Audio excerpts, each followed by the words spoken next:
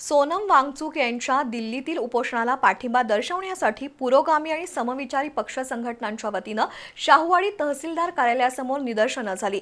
शेकापचे भाई भारत पाटील यांनी या आंदोलनाचं नेतृत्व केलंय। सोनम वांगचुक आणि अभिजित दिपके यांच्या दिल्लीतील आंदोलनाला पाठिंबा दर्शवण्यासाठी शाहूवाडीमध्ये निदर्शनं करण्यात आली। पुरोगामी आणि समविचारी संघटनांच्या वतीनं शाहूवाडी तहसील कार्यालयासमोर घोषणाबाजी करत केंद्र शासनाचा निषेध करण्यात आला।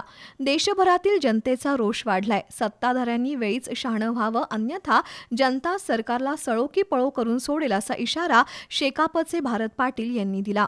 शिवसेना तालुका प्रमुख दत्ता पवार, भारतीय दलित महासंघाचे अनिरुद्ध कांबळे, शेतकरी संघटनेचे सुरेश माऊंटकर, प्रकाश कांबळे, राजाराम मगदूम यांनीही केंद्र सरकारच्या धोरणाचा निषेध करून शिक्षण मंत्री धर्मेंद्र प्रधान यांच्या राजीनाम्याची मागणी केली, तर नामदार हसन मुश्रीफ यांच्या वक्तव्याचा निषेध केला। यावेळी अभिजित पाटील, बाबा पाटील, हनुमंत कवळे, प्रवीण कांबळे, भैया थोरात, नगरसेविका पल्लवी पवार, सचिन कांबळे, प्रवीण कांबळे, योगेश कुलकर्णी, दिगंबर कुंभार, शौकत हवालदार यांच्यासह विविध पक्ष संघटनांचे कार्यकर्ते उपस्थित होते।